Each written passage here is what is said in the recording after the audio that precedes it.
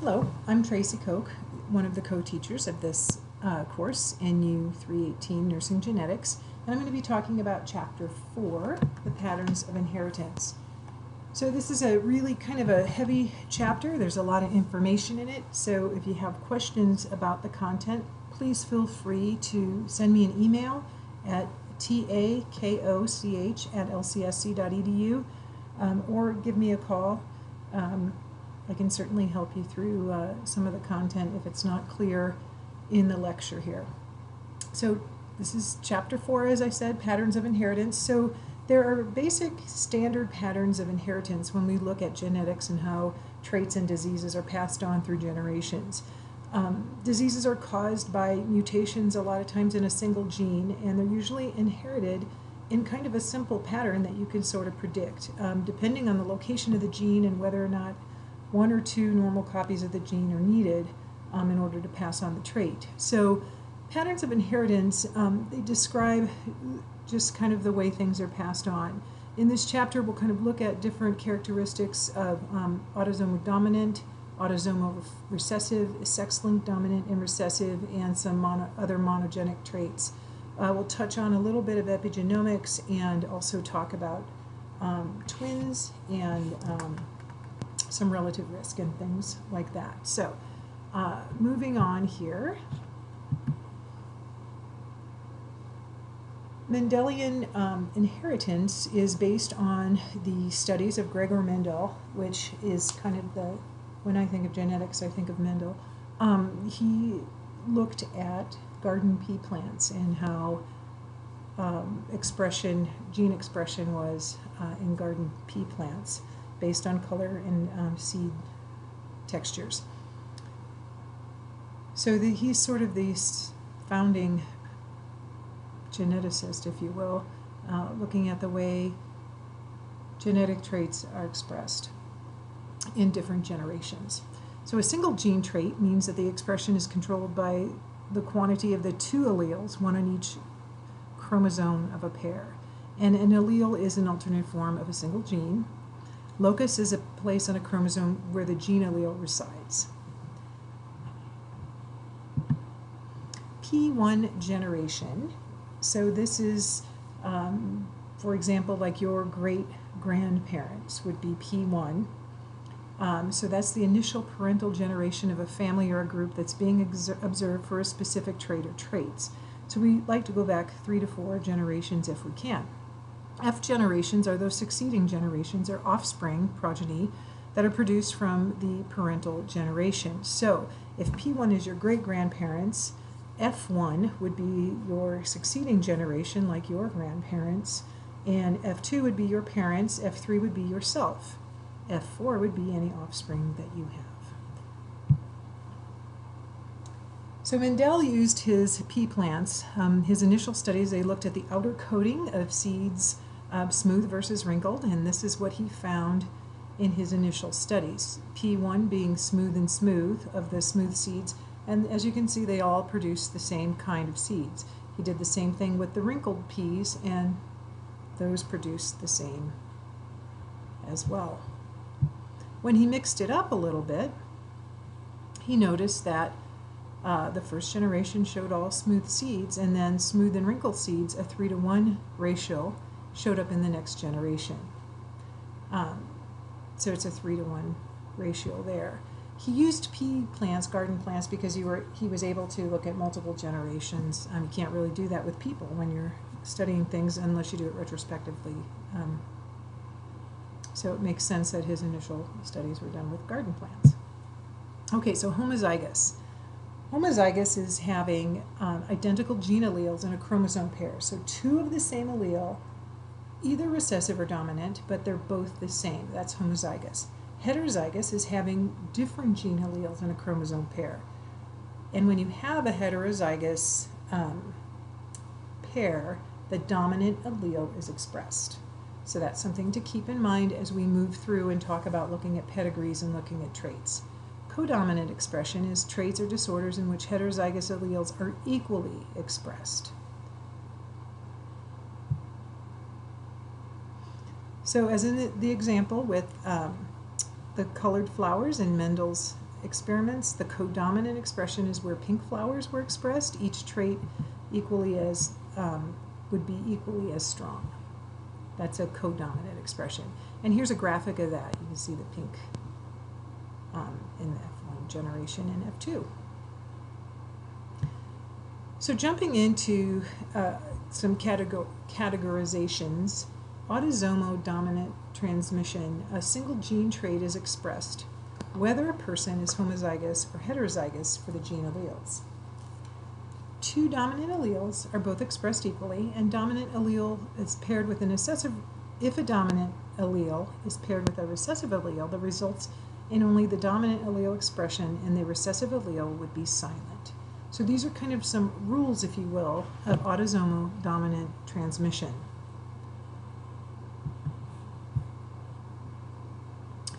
Some autosomal dominant criteria when looking at the traits. The trait would be about an equal distribution between males and females. There's no carrier status. The heterozygous person expresses the trait. The trait appears in every generation, transmitted from parent to child, not patent to child, parent to child. Autosomal dominant criteria, the risk for affected heterozygous individuals to transmit the affected allele is 50% with each pregnancy. The risk for affected homozygous individuals to transmit the affected allele is 100% with each pregnancy. Unaffected individuals do not transmit the trait. Kind of a tongue twister there. Okay. This is a graphic, shows the prediction of a trait where the father's affected and the mother is not. The offspring will have a 50% chance of developing the trait and 50% chance of not developing the trait. Homozygous for normal and heterozygous for the affected. So,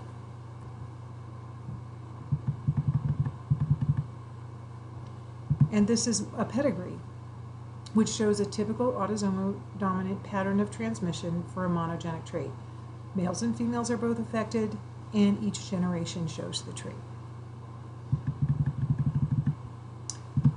So some examples of autosomal dominant traits and disorders would be blood type A, blood type B, free earlobes, Ehlers-Danlos syndrome. These are all going to be discussed later in details in subsequent chapters. Huntington's disease, Marfan's, tongue rolling, osteogenesis imperfecta. So those are some of the autosomal dominant traits that we see with certain diseases. Okay, so penetrance. Penetrance is kind of one of those confusing words in genetics. I think that is a little bit intimidating, but it really just means, does a trait show up? So the degree to which the proportion of people with a given genotype actually express the expected genotype. So does it phenotype? So does it actually show up? The gene is present and either is or is not expressed. Having a highly or fully penetrant allele increases the likelihood of expression to nearly 100%. So the higher the penetrant, the more likely you're going to see it. Therefore, having a reduced, poorly penetrant allele reduces the likelihood of expression to varying degrees. So it's really just the frequency of a particular gene expression within a certain population. Does the trait show up?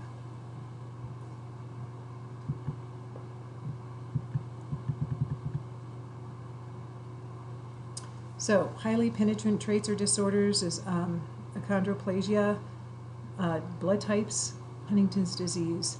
Things with a variable penetrant disorder would be hereditary breast ovarian cancer and polydactyly.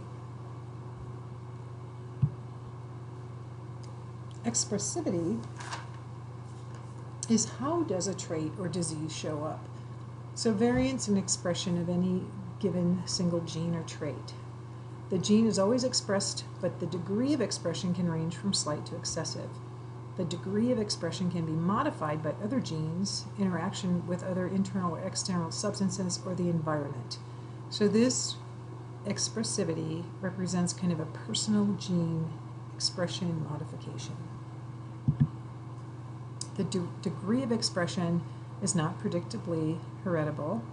A slightly affected parent may have profoundly affected child who then produces a slightly affected grandchild.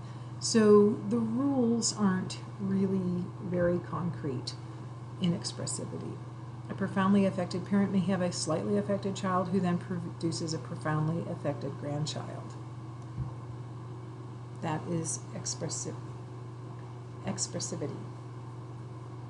Okay. So looking at autosomal recessive transmission, the autosomal recessive traits have the controlling gene alleles in an autosomal chromosome. So traits and disorders are expressed only when both the alleles are present, so the person has to be homozygous. An autosomal recessive allele may be present in a family for many generations without overt expression. So we may see this trait passed on and on without overt expression. In some criteria for autosomal recessive, and this will become a little more important when you're looking at pedigrees, the trait expresses nearly equal distribution between male and female family members. The trait often appears first in siblings rather than in the parents of the affected children. The trait may not appear in all generations of any one branch of a family, and the risk for children of two affected parents to be affected is about 100%.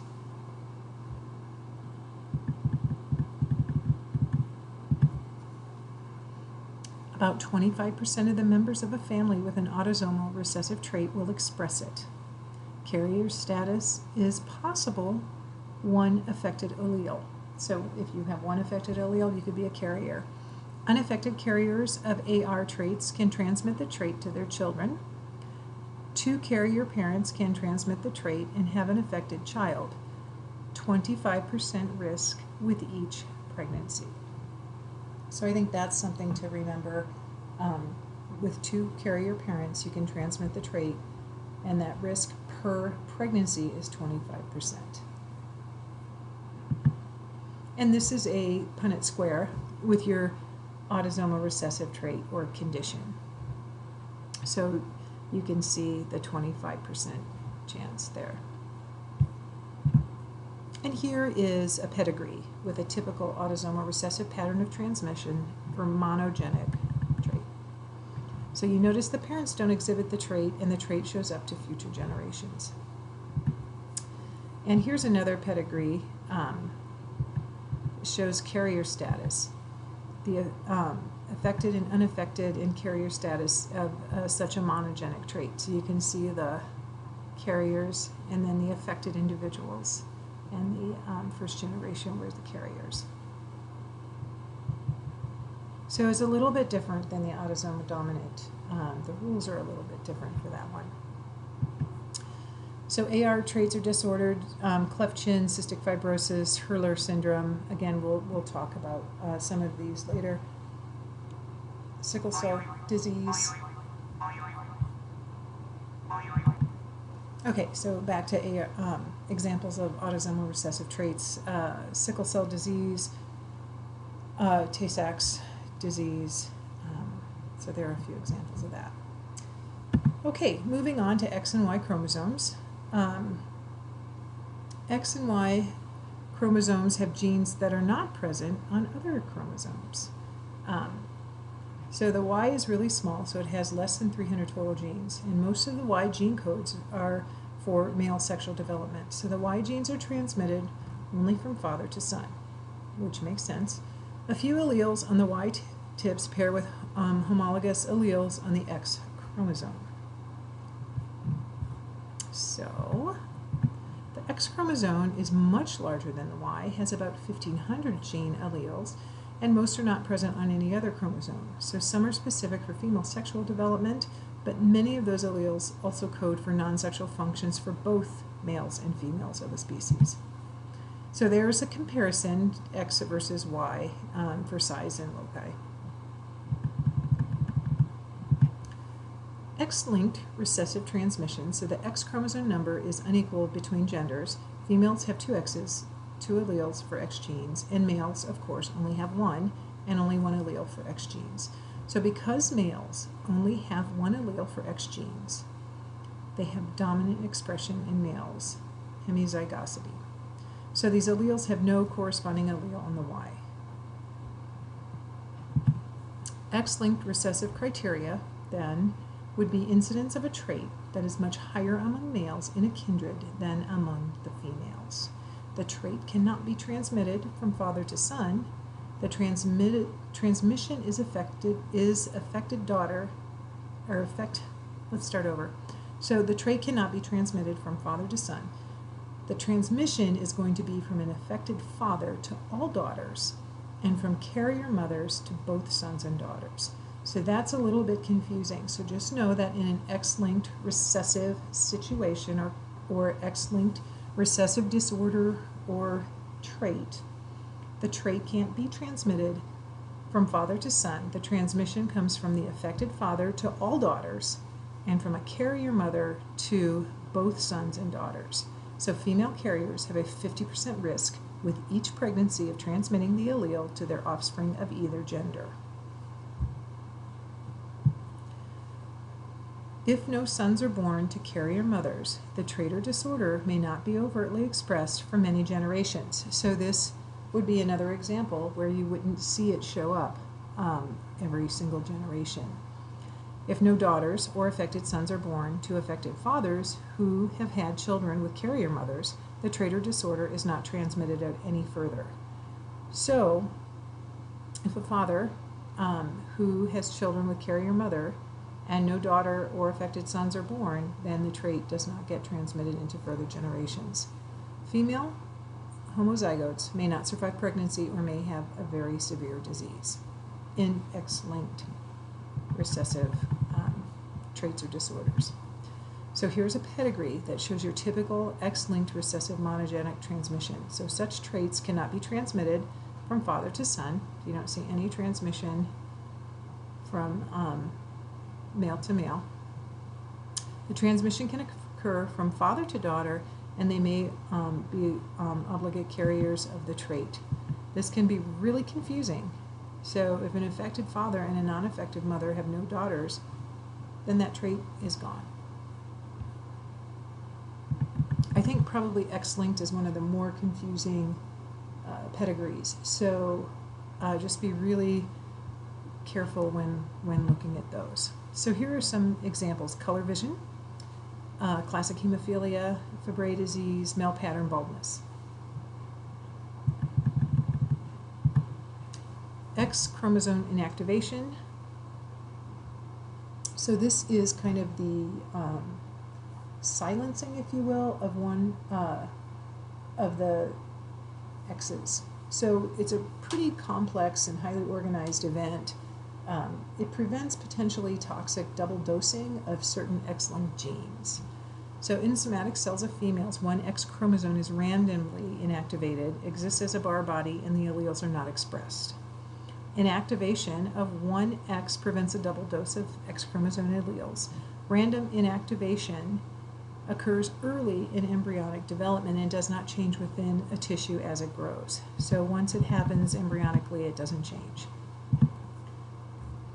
With random inactivation, in some cells, the paternally derived X chromosome is inactivated and only maternal X alleles are expressed in those cells. In other cells, the maternally derived X chromosome is inactivated and only paternal alleles are expressed.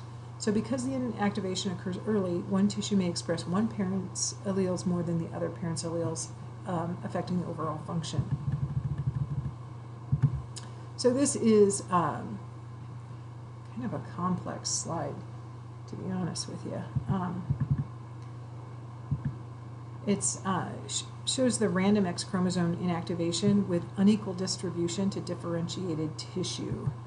And you can see that the mature kidney shows the majority of cells that contain an active potential X chromosome in an inactivated maternal bar body. And in this, the mature heart over here on the right side of the slide shows the majority of muscle cells containing active maternal X chromosome and inactive paternal bar bodies. So that's in your textbook also, if you want to get a closer look at that. Okay, so moving on a little bit to complex traits and disorders. These are also known as multifactorial or polygenic. It's neither dominant nor recessive, and each gene variant adds to or takes away from phenotypic expression. Polygenic involves several genes working together, such as contributing a small amount to a trait or a disorder expression, and multifactorial combines the influence of one or more genes with environmental influences. So polygenic involves several genes working together. Each gene contributes a small part to the overall trait or disorder, whereas multifactorial combines the influence of one or more genes with environmental influences. Most adult onset health problems are complex. They show regression to the mean expression. Phenotypic expression can be altered by modifier genes, and risk alleles for polygenic traits must reach a threshold level for overt expression. When more risk alleles are present in one family than the general population, the liability model shifts the threshold to the left, increasing the likelihood of expression. And we have a graphic for that. So this is a graphic of just what we were talking about, the liability and concept of threshold requirement for problem expression. So this plots out the risk for someone with certain traits in comparison to your general public, and then the shaded area represents the siblings on the lower graph, the siblings at risk in comparison to the upper graph, which is the risk of the general population. So this is looking at not only risk with general population, but then taking a step further, taking the affected people and then potentially affected siblings.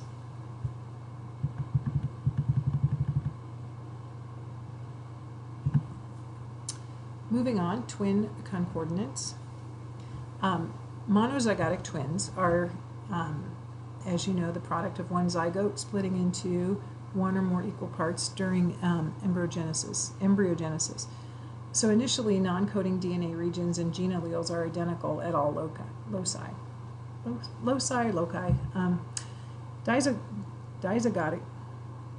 Dizygotic twins are the product of two or more separately fertilized eggs. So the degree of genetic similarity for such siblings would be the same as any other child conceived by the same parents.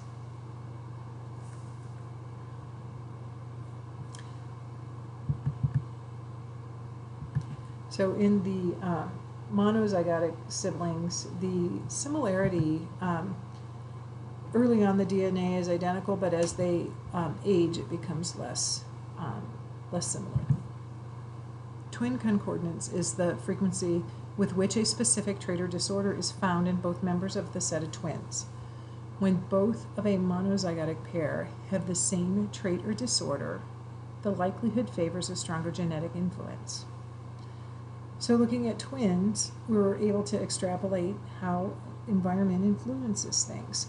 When there's only one of the monozygotic pair has a disorder, the environmental issues may be influencing the expression. When concordance for disorder is about the same among monozygotic and dizygotic twins, the environmental influence for expression is probably stronger than genetic. When concordance for a disorder is higher among monozygotic twins than for dizygotic twins, the genetic influence is probably stronger than environmental influence. So, as you would expect. Recurrence risk is the risk of another child in the family being affected when one child is already affected. So if both parents are carriers of a recessive trait, the risk of having an affected child is 25% with each pregnancy. It's easier to calculate for monogenetic disorders following known inheritance patterns. So with some of the disorders we talked about earlier, if it follows a autosomal recessive pattern, then the predictability is a little easier to help counsel families on when we're doing pre-genetic counseling. Determining recurrence risk for complex disorders is based on additional factors. That you have more than one child with the disorder, that other close family members are affected, and the disorder is present in a child of gender less frequently affected. So that's recurrence risk. Okay. Epigenomics. So epigenomics is, there's chemical compounds and proteins that can attach to DNA and direct actions like turning genes off and on or controlling the production of proteins in particular cells. So they don't change the sequence of the DNA, but they change the way the cell uses the DNA's instructions. And this can be passed down from one generation to the next. And this is that chemical, the chemical reaction, if you will, that takes place.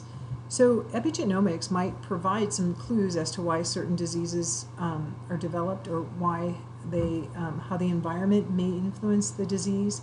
Therefore, it could help either identify the risk of getting the disease, it may help identify future treatments in disease management,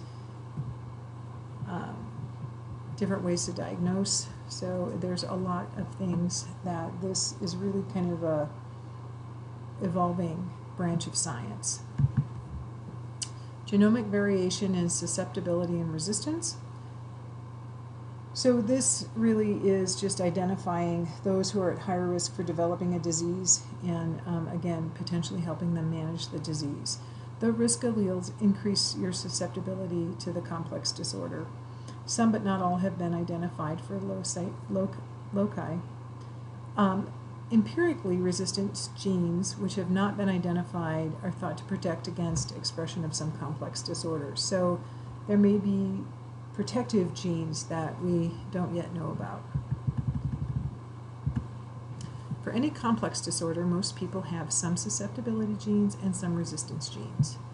And when the number or the influence of the susceptibility gene is greater than that of the resistance gene, the risk for expression of the disorder is increased. However, it's not an absolute. So just because you have more susceptibility genes doesn't mean that the expression is going to be an absolute. Your risk is higher, but it's not an absolute. So diabetes type 2 is probably one of the more studied genomic variation, looking at resistance and susceptibility. There's an imbalance between your protective expression and your susceptibility gene. So the resistance gene is in blue, the susceptibility gene is in gray. So let's say someone knows their ratio, that they're at really high risk, so maybe they'd be more motivated to implement a lifestyle change, or perhaps they'd be, you know, more interested in early treatment. So you might be able to delay the onset of this disease, or maybe never even develop it at all. So this is another susceptibility genes and resistance genes for the diabetes, and you can see the resistance gene is bigger here. So if they know their ratio, it might be helpful to divulge that or show them, you know, yeah, you have the slight resistance gene, but gee, your susceptibility gene is really large. So by implementing lifestyle changes, early intervention, you might be able to hold off developing the disease till older age. And this kind of explains just the influence of resistance genes is greater than that of susceptibility genes. The risk for the disorder expression is reduced but not eliminated. So individuals with the increased risk because of a greater influence of susceptibility genes or few resistance genes, modifying the environment may decrease risk or increase protection, can alter the expression of the disorder. So if you have that larger resistance, that might come in handy. Okay, and this just shows the difference in the risk for disease expression based on inheritance of specific susceptibility genes and resistance genes. So in the first example, your genetic susceptibility is much greater than your genetic resistance. So the likelihood of your disease expression would be quite high. In the middle example, we see that genetic resistance greatly exceeds the genetic susceptibility, so the likelihood of your disease expression is low. In the third or final example, the genetic susceptibility as well as the genetic resistance are pretty well matched. So genetic influence for the disease expression is negligible. Environmental factors would be more influential.